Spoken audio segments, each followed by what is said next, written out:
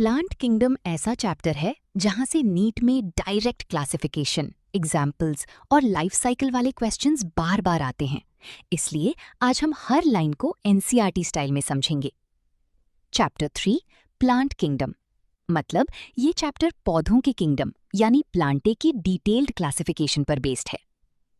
In the previous chapter we looked at the broad classification of living organisms.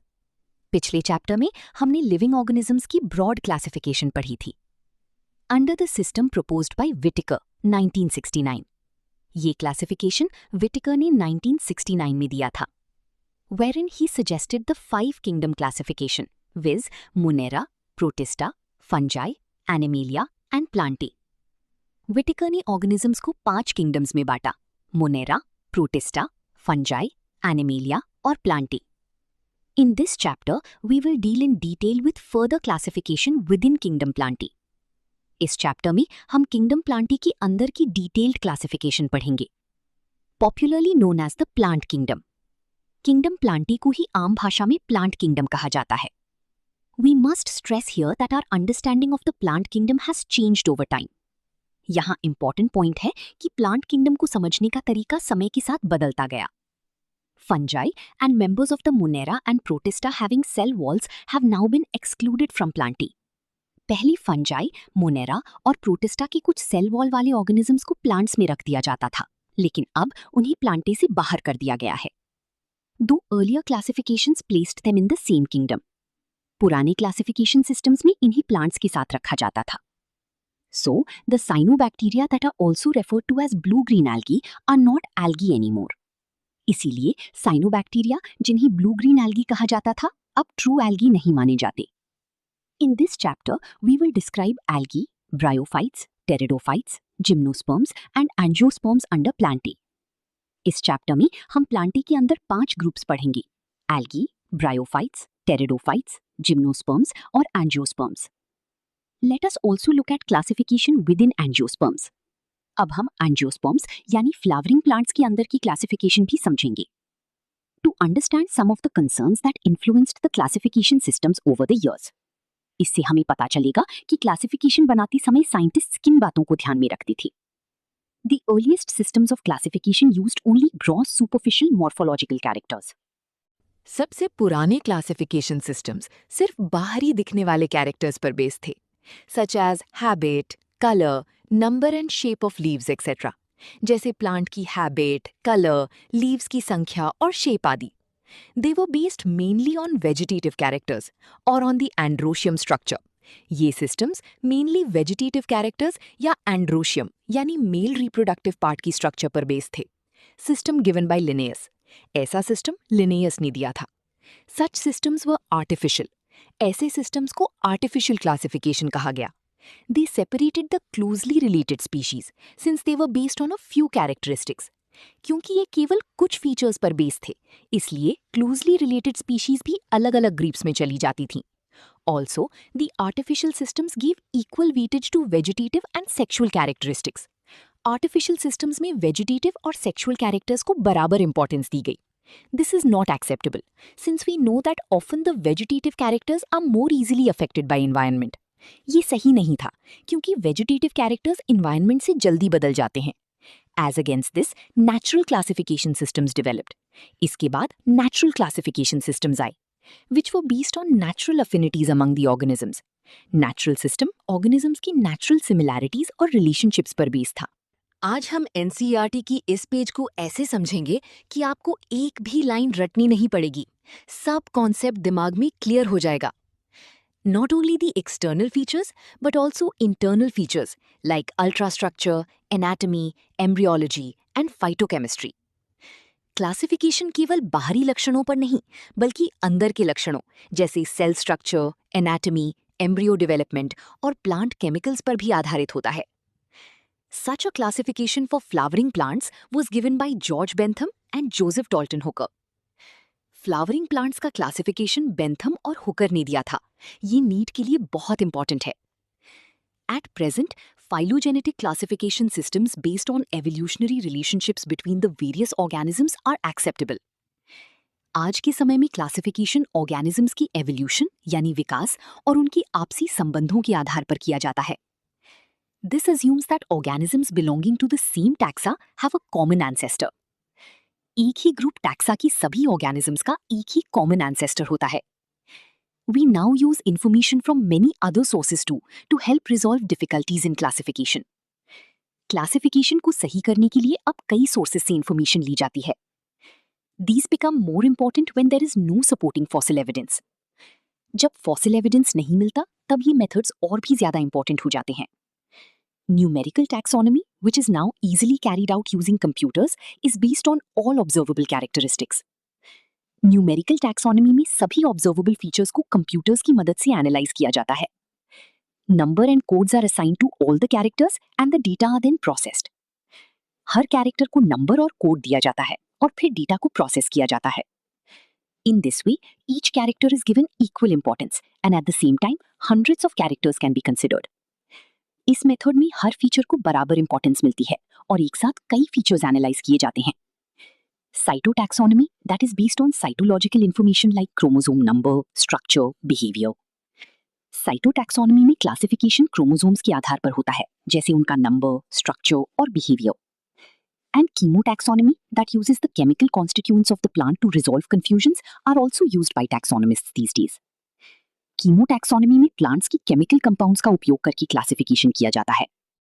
Algae are chlorophyll bearing, simple, thalloid, autotrophic and largely aquatic organisms. Algae में chlorophyll होता है, ये simple होते हैं, thallus body होती है और ये खुद भोजन बनाते हैं तथा ज्यादातर पानी में पाए जाते हैं। They occur in a variety of other habitats, moist stones, soils and wood. ये सिर्फ पानी में नहीं बल्कि गीले पत्थरों, मिट्टी और लकड़ी पर भी पाए जाते हैं। Some of them also occur in association with fungi, lichen and animals, for example on sloth bear. कुछ algae fungi के साथ मिलकर lichen बनाते हैं और कुछ animals के साथ भी पाए जाते हैं। The form and size of algae is highly variable, ranging from colonial forms like volvox. Algae का आकार और रूप अलग-अलग होता है, जैसे volvox कॉलोनी बनाता है। And the filamentous forms like Eulothrix and Spirogyra. Eulothrix और Spirogyra filament जैसे लंबे धागे की तरह होते हैं। A few of the marine forms such as kelps form massive plant bodies. कुछ समुद्री algae जैसे kelps बहुत बड़े आकार के होते हैं। The algae reproduce by vegetative, asexual and sexual methods. Algae 3 तरीकों से reproduction करते हैं: vegetative, asexual और sexual. Vegetative reproduction is by fragmentation. Vegetative reproduction में शरीर के टुकड़े fragmentation से नया algae बनता है। Asexual reproduction is by the production of different types of spores, the most common being the zoospores. Asexual reproduction spores के द्वारा होता है, जिसमें zoospores सबसे common होते हैं। They are flagellated, motile, and on germination gives rise to new plants. Zoospores में flagella होते हैं, जिससे वे चल सकते हैं और germination के बाद नया algae बनाते हैं। Sexual reproduction takes place through fusion of 2 gametes. Sexual reproduction में 2 gametes आपस में मिलते हैं। Such reproduction is called isogamous. जब दोनों gametes एक जैसे होते हैं, इसे isogamy कहते हैं। Fusion of 2 gametes dissimilar in size is termed as anisogamous. जब gametes size में अलग होते हैं, इसे anisogamy कहते हैं। Fusion between one large non-motile female gamete and a smaller motile male gamete is termed as oogamous. जब फीमेल गैमीट बड़ा और नॉन मोटाइल हो और मेल गैमीट छोटा और मोटाइल हो तो इसे oogammy कहते हैं। For example Volvox, Fucus. oogammy के एग्जाम्पल्स हैं वॉल्वॉक्स और फ्यूकस। अगर ये फॉर्मेट समझ आ गया तो एनसीईआरटी की कोई भी लाइन अब टफ नहीं लगेगी, full 100%। Algae are useful to man in a variety of ways. शैवाल यानी algae इंसानों के लिए कई तरीकों से उपयोगी होते हैं। At least a half of the total carbon dioxide fixation on Earth is carried out by algae through photosynthesis. पृथ्वी पर कुल CO2 फिक्सेशन यानी CO2 को ऑर्गेनिक कंपाउंड्स में बदलना का लगभग 50% हिस्सा algae द्वारा होता है फोटोसिंथेसिस के माध्यम से। Being photosynthetic, they increase the level of dissolved oxygen in their immediate environment. क्योंकि algae फोटोसिंथेसिस करते हैं, इसलिए वे अपने आसपास के पानी में डिसॉल्व्ड ऑक्सीजन यानी घुली हुई ऑक्सीजन की मात्रा बढ़ाते हैं। They are of paramount importance as primary producers of energy-rich compounds which form the basis of the food cycles of all aquatic animals. ये बहुत महत्वपूर्ण है क्योंकि ये प्राइमरी प्रोड्यूसर्स हैं, यानी एनर्जी रिच फूड बनाते हैं जो सभी जल जीवों की फूड चेन का आधार है. Many species of Porphyra, Laminaria, and Sargassum are among the 70 species of marine algae used as food. Porphyra, Laminaria और Sargassum जैसी कई मरीन एल्गी की प्रजातियां भोजन के रूप में उपयोग की जाती हैं, लगभग 70 species. Certain marine brown and red algae produce large amounts of hydrocolloids, water-holding substances, e.g. algin and carrageen. कुछ ब्राउन और रेड एल्गी हाइड्रोकोलॉइड्स पानी पकड़ने वाले पदार्थ बनाते हैं, जैसे एल्जिन और कैरेजिनिन. Agar, one of the commercial products obtained from Gelidium and Gracilaria, are used to grow microbes and in preparations of ice creams and jellies. Agar यानी जेलिडियम और ग्रासिलेरिया से मिलता है, इसका उपयोग माइक्रोब्स को उगाने और आइसक्रीम व जेली बनाने में किया जाता है. Chlorella, a unicellular alga rich in proteins, is used as food supplement even by space travelers. Chlorella एक यूनिसेल्यूलर एल्गा है जो प्रोटीन से भरपूर है. इसे स्पेस ट्रैवलर्स भी फूड सप्लीमेंट के रूप में लेते हैं. The algae are divided into 3 main classes: Chlorophyceae, Phaeophyceae and Rhodophyceae. Algae को 3 मुख्य क्लासेस में बांटा गया है: green algae, brown algae and red algae. Next topic: Chlorophyceae, green algae. The members of Chlorophyceae are commonly called green algae. Chlorophyceae के members को सामान्यतः green algae कहा जाता है. The plant body may be unicellular, colonial or filamentous. इनका शरीर unicellular, colonial या filamentous यानी धागेनुमा हो सकता है. They are usually grass green due to the dominance of pigments chlorophyll A and B. इनका रंग हरा होता है क्योंकि इनमें क्लोरोफिल A और B पिगमेंट अधिक मात्रा में होते हैं. The pigments are localized in definite chloroplasts. ये पिगमेंट्स क्लोरोप्लास्ट नामक संरचना में पाए जाते हैं. The chloroplasts may be discoid, plate-like, reticulate, cup-shaped, spiral और ribbon-shaped होते हैं. Most of the members have one or more storage bodies called pyrenoids. अधिकांश algae में pyrenoids नाम के storage bodies होते हैं. Pyrenoids contain protein besides starch. Pyrenoids में starch के साथ protein भी होता है. Some algae may store food in the form of oil droplets. कुछ algae भोजन को oil droplets के रूप में स्टोर करते हैं. Green algae usually have a rigid cell wall made of cellulose and pectose. Green algae की cell wall कठोर होती है, जो cellulose और pectose से बनी होती है. Vegetative reproduction usually takes place by fragmentation. Vegetative reproduction सामान्यतः fragmentation यानी टूटकर बढ़ना से होता है. Asexual reproduction is by flagellated zoospores. Asexual reproduction flagellated zoospores यानी चलने वाली स्पोर्स द्वारा होता है. Sexual reproduction shows variation like isogamous, anisogamous और oogamous.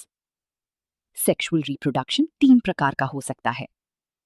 Asexual reproduction यानी isogamous, same gametes. फिर asexual reproduction यानी anisogamous, different size gametes. फिर asexual reproduction यानी oogamous, male small, female large. Some commonly found green algae are Chlamydomonas, Volvox, Eulothrix, Spirogyra and Chara. कुछ सामान्य green algae हैं: Chlamydomonas, Volvox, Eulothrix, Spirogyra और Chara. Next topic: Phaeophyceae, brown algae. The members of Phaeophyceae are called brown algae and are found in marine habitats. Phaeophyceae के members को brown algae कहते हैं और ये समुद्र यानी marine habitat में पाए जाते हैं. They show great variation in size and form. इनका आकार और रूप बहुत अलग-अलग होता है. They range from simple forms to large kelps reaching up to 100 meters. ये छोटे फिलामेंट से लेकर बड़े kelps तक होते हैं, जो 100 मीटर तक बड़े हो सकते हैं. They possess chlorophyll A, C, carotenoids and xanthophylls. इनमें chlorophyll A, C, carotenoids और xanthophylls pigments पाए जाते हैं. They vary in color from olive green to brown due to fucoxanthin pigment. इनका रंग ऑलिव ग्रीन से ब्राउन तक होता है क्योंकि इनमें फ्यूकोजैंथिन पिगमेंट होता है। Food is stored as complex carbohydrates, which may be in the form of laminarin or mannitol. Brown algae अपना फूड सिंपल शुगर की फॉर्म में नहीं बल्कि कॉम्प्लेक्स कार्बोहाइड्रेट के फॉर्म में स्टोर करते हैं। ये मेनली लैमिनरिन और मैनिटॉल के फॉर्म में होता है। The vegetative cells have a cellulosic wall, usually covered on the outside by a gelatinous coating of algin. इनके सेल्स की वॉल सेल्यूलोज से बनी होती है और बाहर से एक जेल जैसी लेयर एल्जिन से कवर होती है जो उन्हें स्लिपरी और फ्लेक्सिबल बनाती है। The protoplast contains, in addition to plastids, a centrally located vacuole and nucleus. Cell के अंदर प्रोटोप्लास्ट में प्लास्टिड्स के अलावा एक सेंट्रल वैक्यूल और न्यूक्लियस भी होता है। The plant body is usually attached to the substratum by a holdfast. Algae का बॉडी जनरली होल्ड फास्ट के थ्रू किसी सर्फेस, रॉक एक्सेट्रा से अटैच होता है and has a stalk, the stipe and leaf like photosynthetic organ, the frond. इसमें एक stock, stipe होता है और लीफ जैसा पार्ट होता है जिसे फ्रॉन्ड कहते हैं जो फोटोसिंथेसिस करता है। Vegetative reproduction takes place by fragmentation. Vegetative reproduction fragmentation से होता है, यानी बॉडी के टुकड़े अलग होकर न्यू प्लांट बना देते हैं। Asexual reproduction in most brown algae is by biflagellate zoospores that are pear-shaped and have two unequal laterally attached flagella. Asexual reproduction zoospores से होता है जो pear-shaped होते हैं, two flagella होते हैं, unequal होते हैं, साइड में लगे होते हैं। Sexual reproduction may be isogamous, anisogamous और oogamous. Sexual reproduction 3 टाइप का हो सकता है: isogamous, same size gametes, anisogamous, different size, oogamous, egg plus sperm. Union of gametes may take place in water or within the oogonium, oogamous species. Gametes का fusion पानी में या oogonium के अंदर हो सकता है। The gametes are pyriform, pear-shaped and bear 2 laterally attached flagella. Gametes का शेप पियर जैसा होता है और उनमें 2 साइड में लगे फ्लैजेला होते हैं। The common forms are ectocarpus, dictyota, laminaria, sargassum and fucus. Important examples: E. ectocarpus, dictyota, laminaria, sargassum, fucus.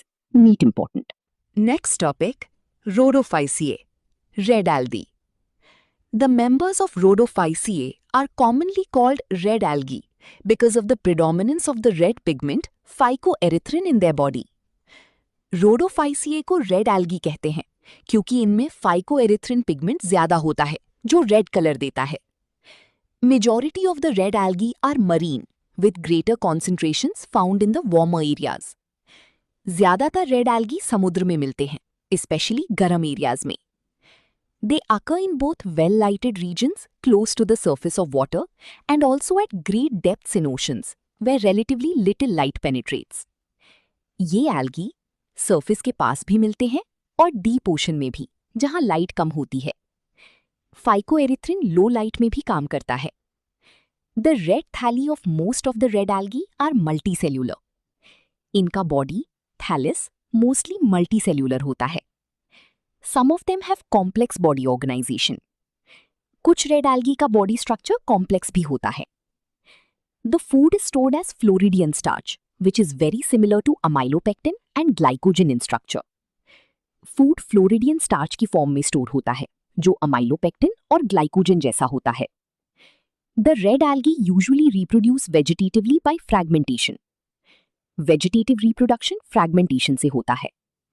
They reproduce asexually by non-motile spores and sexually by non-motile gametes. Asexual, non-motile spores. Sexual, non-motile gametes. Important, no flagella. Table explanation. ये table 3 types of algae, green, brown, red की mean differences बताता है। Chlorophyceae, green algae. Chlorophyll E, B होता है, food starch की form में store होता है, सेल वॉल सेल्यूलोज की होती है और फ्लैजिला 2 to 8 होते हैं, मोस्टली फ्रेश वाटर में मिलते हैं। Phaeophyceae, brown algae.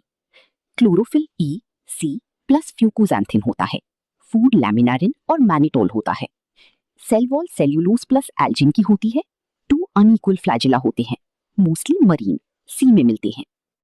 रोडोफाइसिए, red algae, chlorophyll a, d plus fucoxanthin होता है, फूड फ्लोरिडियन स्टार्च होता है, cell wall cellulose plus pectin होती है, फ्लैजिला एब्सेंट होते हैं और मोस्टली सी में मिलते हैं। Sexual reproduction is oogamous and accompanied by complex post-fertilization developments. Red algae में सेक्सुअल रिप्रोडक्शन oogamous होता है, मतलब फीमेल गैमीट बड़ा और नॉन मोटाइल होता है, मेल गैमीट छोटा होता है। फर्टिलाइजेशन के बाद डेवलपमेंट प्रोसेस थोड़ा कॉम्प्लेक्स होता है। The common members are Polysiphonia, Porphyra, Gracilaria and Gelidium. Red algae के कॉमन एग्जाम्पल्स हैं पॉलीसाइफोनिया, पोरफायरा, ग्रासिलेरिया और जेलीडियम। नीट के लिए ये एग्जाम्पल्स याद रखना इंपॉर्टेंट है। Next topic, bryophytes. Bryophytes include the various mosses and liverworts that are found commonly growing in moist shaded areas in the hills. Bryophytes में mosses और liverworts आते हैं। ये usually moist यानी नम और shaded यानी छायादार जगहों पर मिलते हैं, especially hills में। Figure explain. Archegoniophore. ये फीमेल रिप्रोडक्टिव स्ट्रक्चर को सपोर्ट करने वाला स्टॉक लाइक पार्ट है। एंथेरिडियोफोर, ये मेल रिप्रोडक्टिव स्ट्रक्चर को सपोर्ट करने वाला स्टॉक लाइक पार्ट है। जेमा कप, जेमा कप छोटे कप जैसे स्ट्रक्चर्स होते हैं जिनसे वेजिटेटिव रिप्रोडक्शन होता है। Rhizoids, rhizoids root like structures होते हैं। ये प्लांट को सरफेस से अटैच करते हैं और वाटर एब्जॉर्ब करने में हेल्प करते हैं। स्पोरोफाइट, स्पोरोफाइट ब्रायोफाइट का स्पोर प्रोड्यूसिंग फेज होता है। कैप्सूल, कैप्सूल में स्पोर्स बनते हैं। सीटा, सीटा एक स्टॉक जैसा पार्ट है जो कैप्सूल को होल्ड करता है। लीव्स, मॉस में लीफ लाइक स्ट्रक्चर्स होते हैं लेकिन ये ट्रू लीव्स नहीं होते। गैमिटोफाइट, गैमिटोफाइट ब्रायोफाइट का मेन ग्रीन प्लांट बॉडी होता है जो गैमीट्स बनाता है। Main axis, main axis plant का सेंट्रल स्टेम लाइक भाग होता है। एंथेरिडियल ब्रांच, ये मेल रिप्रोडक्टिव ब्रांच होती है। आर्किगोनियल ब्रांच, ये फीमेल रिप्रोडक्टिव ब्रांच होती है। ब्रांचेस, ये स्फैग्नम में साइड ब्रांचेस होते हैं। Bryophytes are also called amphibians of the plant kingdom because these plants can live in soil but are dependent on water for sexual reproduction. Bryophytes को plant kingdom के amphibians कहा जाता है क्योंकि ये मिट्टी में रह सकते हैं लेकिन sexual reproduction के लिए पानी जरूरी होता है, जैसे amphibians land plus water दोनों में रहते हैं। They usually occur in damp, humid and shaded localities. ये ज़्यादातर गीले, नमी वाले और छाया, शेड वाली जगह पर मिलते हैं। They play an important role in plant succession on bare rocks or soil. ये bare rocks या खाली soil पर सबसे पहली ग्रो करते हैं और दूसरी plants के लिए environment तैयार करते हैं। Plant succession में important role. The plant body of bryophytes is more differentiated than that of algae. Bryophytes का बॉडी स्ट्रक्चर एल्गी से थोड़ा ज्यादा डेवलप्ड, कॉम्प्लेक्स होता है। It is thallus like and prostrate और erect and attached to the substratum by unicellular और multicellular rhizoids. इनका body thallus जैसा होता है जो या तो जमीन पर फैला होता है, प्रोस्ट्रेट, या सीधा खड़ा होता है, इरेक्ट। ये राइजोइड्स रूट लाइक स्ट्रक्चर से सर्फेस से अटैच होते हैं। They lack true roots, stem और लीव्स। इनमें ट्रू रूट, स्टेम और लीव्स नहीं होती। They may possess root like, leaf like और स्टेम लाइक स्ट्रक्चर्स, लेकिन इनमें रूट जैसी, लीफ जैसी या स्टेम जैसी स्ट्रक्चर्स हो सकती हैं, ट्रू नहीं होती। The main plant body of the bryophyte is haploid. Bryophyte का main plant body haploid, N होता है। It produces gametes, hence is called a gametophyte. ये गैमीट्स सेक्स सेल्स बनाता है, इसीलिए इसे गैमीटोफाइट कहा जाता है। The sex organs in bryophytes are multicellular. Bryophytes में sex organs multicellular होते हैं। The male sex organ is called antheridium. Male sex organ को antheridium कहते हैं। They produce biflagellated antherozoids. ये antherozoids male gametes बनाते हैं जिनके पास दो flagella, पूंछ होती हैं। The female sex organ called archegonium is flask-shaped and produces a single egg. Female sex organ archegonium होता है जो फ्लास्क शेप का होता है और एक एग बनाता है। The antherozoids are released into water where they come in contact with archegonium. Antherozoids पानी में रिलीज होते हैं और वहां से आर्किगोनियम तक पहुंचती हैं। An antherozooid fuses with the egg to produce the zygote. एक antherozooid egg के साथ fuse होता है और zygote बनता है. Zygotes do not undergo reduction division immediately. Zygote तुरंत meiosis यानी reduction division नहीं करता. They produce a multicellular body called a sporophyte. Zygote से multicellular sporophyte body बनती है. The sporophyte is not free-living but attached to the photosynthetic gametophyte and derives nourishment from it. Sporophyte independent नहीं होता, ये gametophyte से जुड़ा होता है और उसी से food लेता है. Some cells of the sporophyte undergo reduction division, meiosis, to produce haploid spores. Sporophyte के कुछ cells meiosis करते हैं और haploid spores बनाते हैं. These spores germinate to produce gametophyte. ये spores germinate होकर नया gametophyte बनाते हैं. Bryophytes in general are of little economic importance.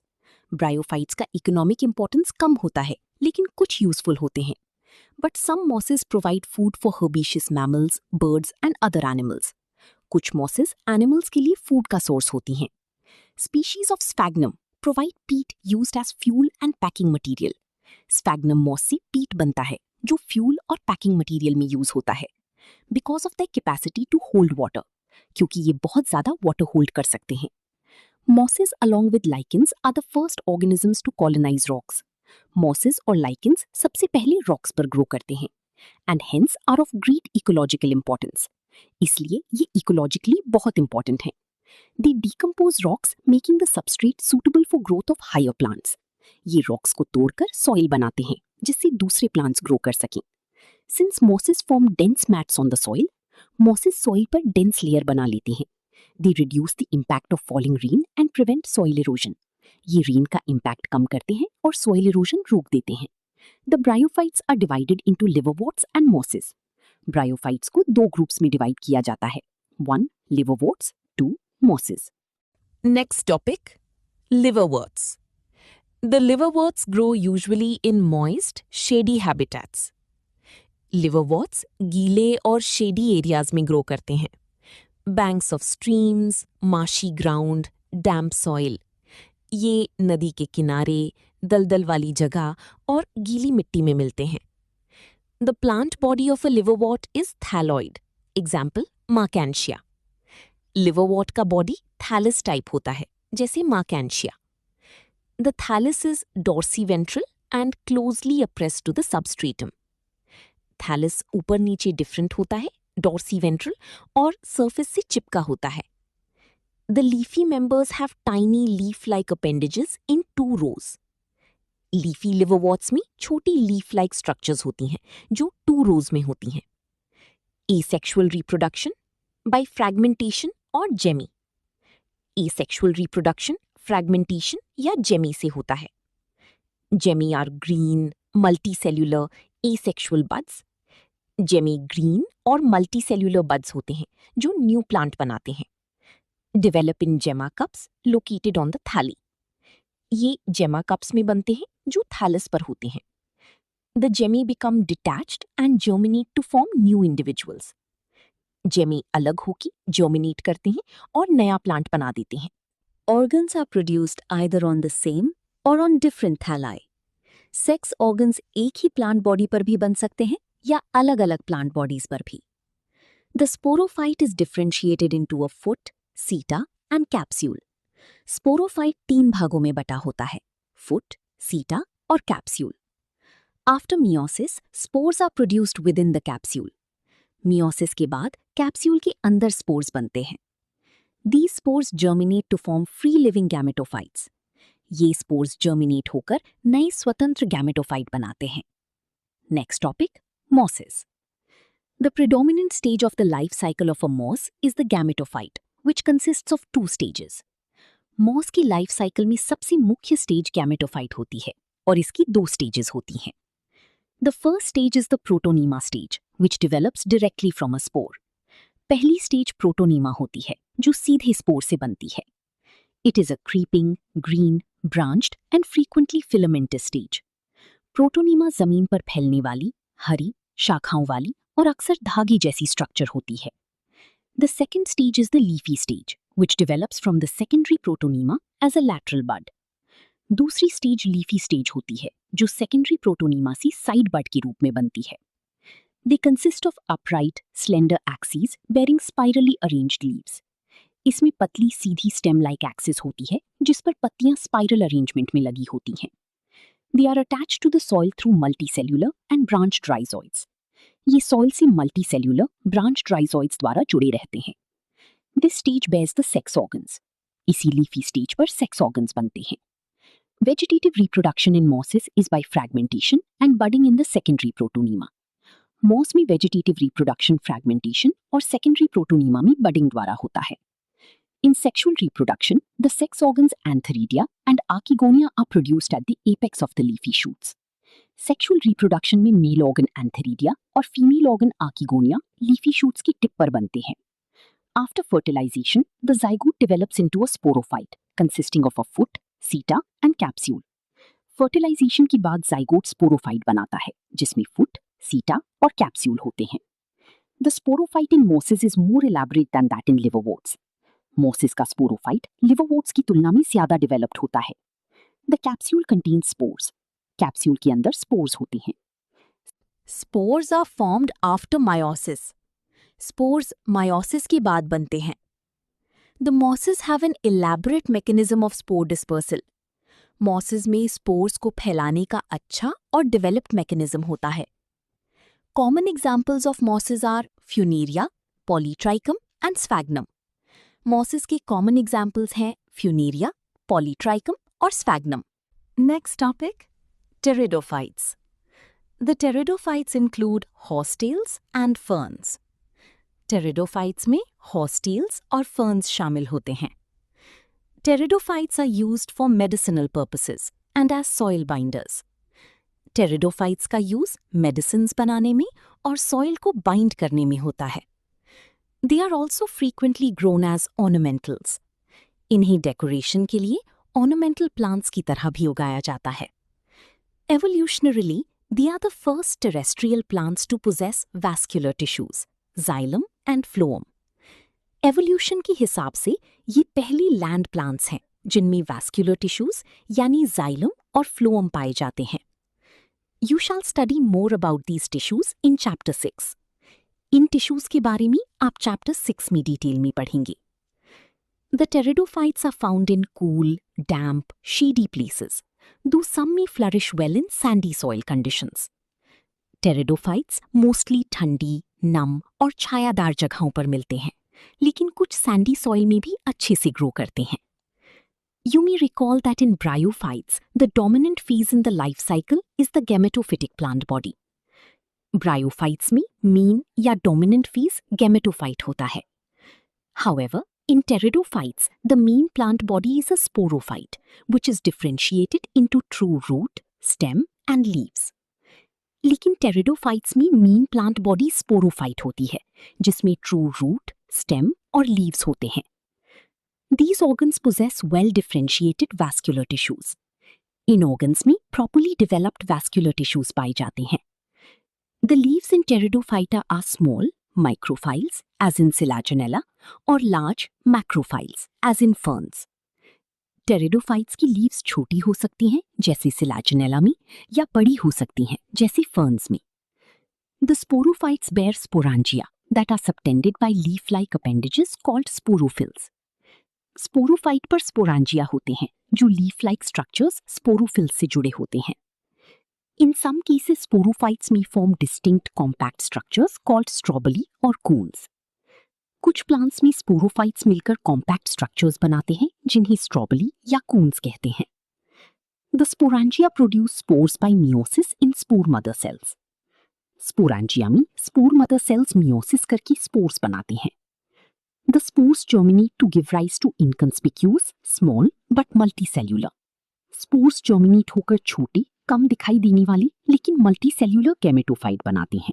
Free living, mostly photosynthetic thalloid gametophytes called prothallus.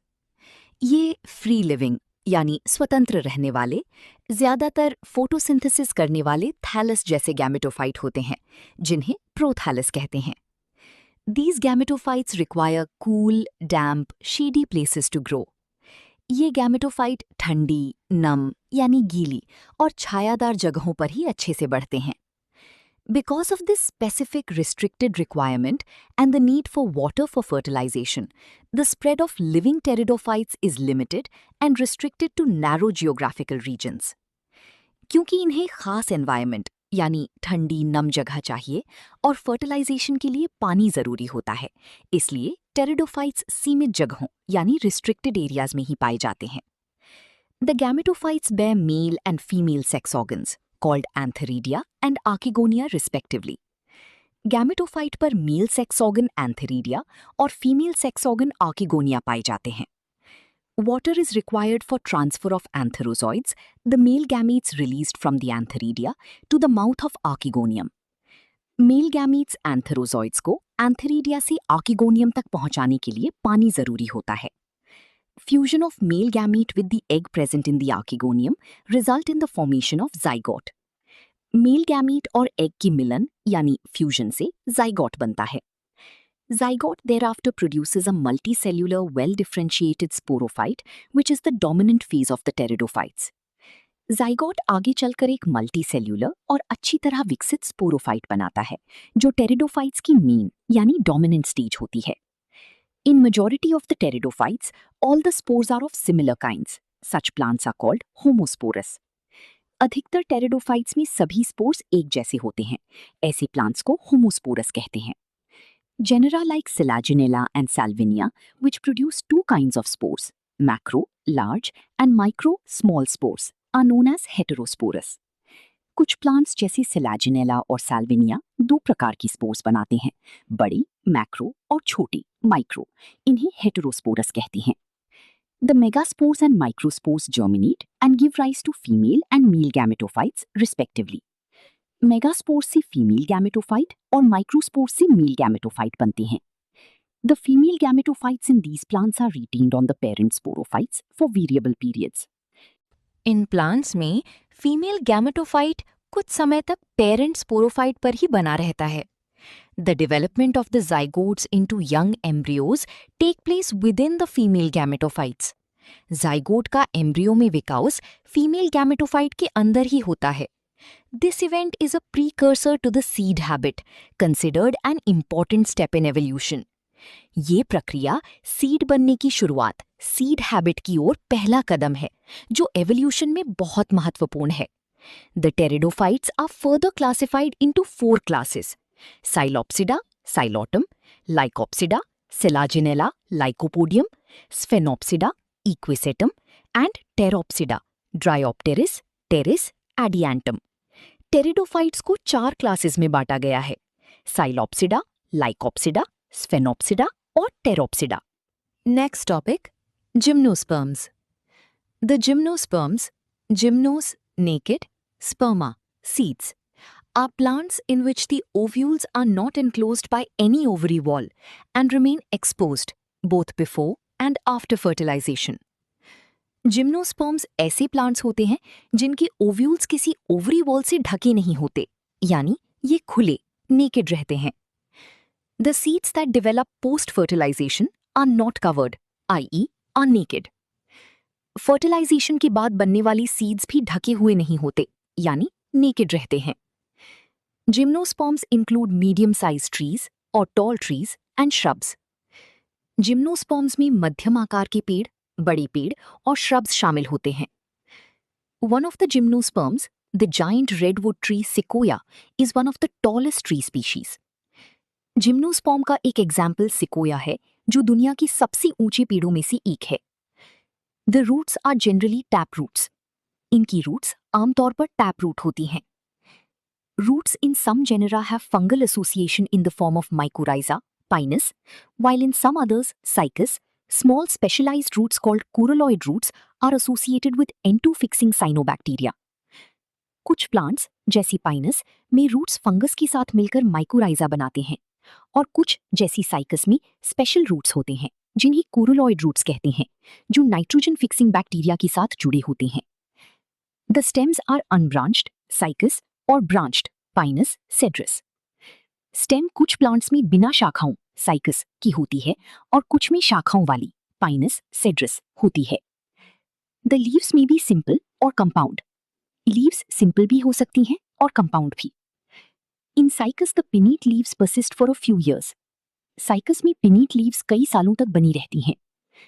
The leaves in gymnosperms are well adapted to withstand extremes of temperature, humidity and wind.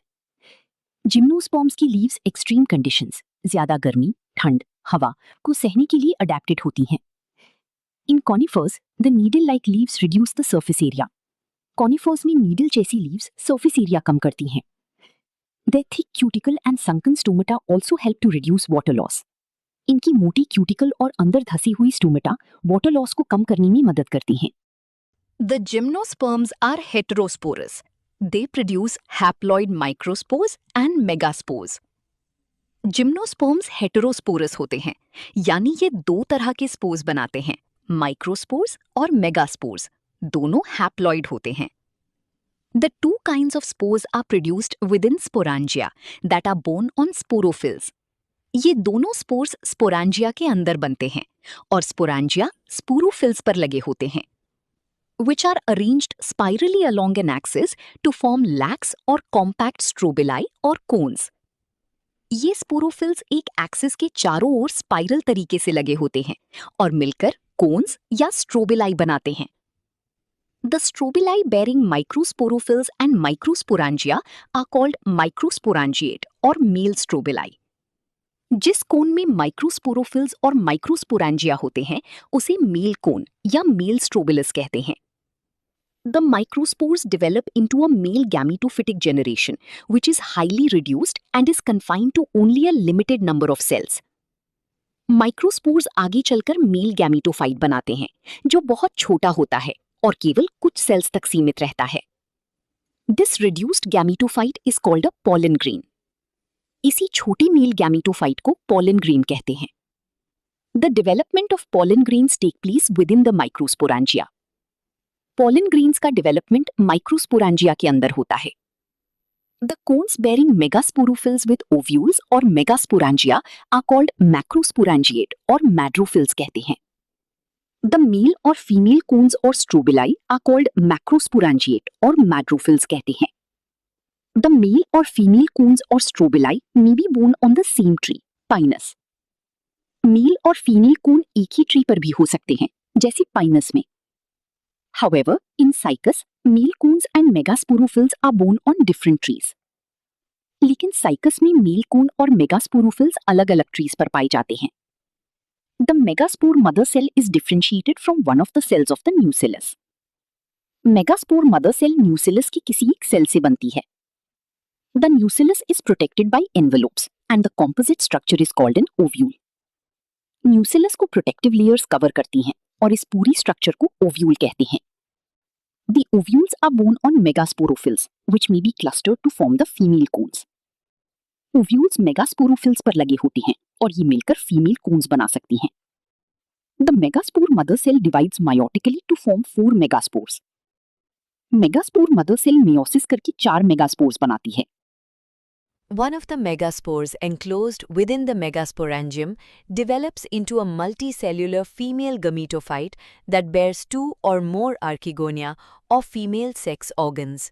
इनमें से एक megaspore megasporangium के अंदर रहकर multicellular female gametophyte बनता है, जिसमें 2 या ज्यादा आर्किगोनिया होते हैं जो फीमेल सेक्स ऑर्गन्स हैं। The multicellular female gametophyte is also retained within the megasporangium. Female gametophyte भी मेगास्पोरेंजियम के अंदर ही रहता है। Unlike bryophytes and pteridophytes, in gymnosperms, the male and the female gametophytes do not have an independent free-living existence. Bryophytes और pteridophytes के unlike, gymnosperms में male और female gametophytes स्वतंत्र रूप से नहीं रहते। ये gametophytes sporangia के अंदर ही रहते हैं और sporangia sporophyte plant पर लगे रहते हैं। The pollen grain is released from the microsporangia. Pollen grain microsporangium से बाहर निकलता है। They are carried in air currents and come in contact with the opening of the ovules borne on megasporophylls. ये हवा के द्वारा उड़कर ओव्यूल के ओपनिंग तक पहुंचते हैं जो मेगास्पोरोफिल पर लगा होता है। The pollen tube carrying the male gametes grows towards archegonia in the ovules. Pollen tube male gametes को लेकर ओव्यूल के अंदर आर्किगोनिया की तरफ बढ़ती है and discharge the contents near the mouth of the archegonia. फिर पॉलन ट्यूब अपने कंटेंट्स या गैमीट्स को आर्किगोनिया के माउथ के पास छोड़ देती है। Following fertilization, zygote develops into an embryo and the ovules into seeds. ये सीड्स कवर्ड नहीं होते, यानी फ्रूट के अंदर बंद नहीं होते, इसलिए जिम्नोस्पर्म्स को नेकेड सीड प्लांट्स कहते हैं। Last topic, angiosperms. Unlike the gymnosperms, where the ovules are naked, gymnosperms में ओव्यूल्स खुले यानी नेकेड होते हैं, यानी उन पर कोई कवरिंग नहीं होती। In the angiosperms of flowering plants, the pollen grains and ovules are developed in specialized structures called flowers. लेकिन angiosperms या flowering plants में pollen grains और ovules flowers नाम की विशेष संरचना के अंदर बनते हैं। In angiosperms, the seeds are enclosed in fruits. Angiosperms में seeds fruits के अंदर बंद रहते हैं। The angiosperms are an exceptionally large group of plants occurring in wide range of habitats. Angiosperms पौधों का बहुत बड़ा ग्रुप है जो अलग-अलग तरह के habitats यानी जगहों में पाए जाते हैं। They range in size from the smallest wolffia to tall trees of eucalyptus over 100 meters. इनका साइज बहुत छोटा जैसे वुल्फिया से लेकर बहुत बड़ा जैसे यूकलिप्टस पेड़ जो 100 मीटर से भी ज़्यादा ऊंचा होता है तक होता है। They provide us with food, fodder, fuel, medicines and several other commercially important products. ये हमें फूड, फॉडर, फ्यूल, मेडिसिन्स और कई अन्य उपयोगी चीज़ें देते हैं। They are divided into two classes, the dicotyledons and the monocotyledons. इनको दो क्लासेस में बांटा गया है, डाइकोटिलेडॉन्स यानी 2 बीजपत्र वाले और मोनोकोटिलेडॉन्स यानी 1 बीजपत्र वाले। सोचो, अगर फ्लावर्स और फ्रूट्स ना होते तो हमारा फूड सिस्टम ही कोलैप्स हो जाता। इसीलिए एंजियोस्पर्म्स सिर्फ प्लांट्स नहीं, लाइफ का बैकबोन है। अगर आपको ये एक्सप्लेनेशन हेल्पफुल लगा हो तो वीडियो को लाइक करें, चैनल को सब्सक्राइब करें और अपने दोस्तों के साथ शेयर ज़रूर करें। ऐसे ही NCERT line by line easy explanation के लिए जुड़े रहिए। Thank you.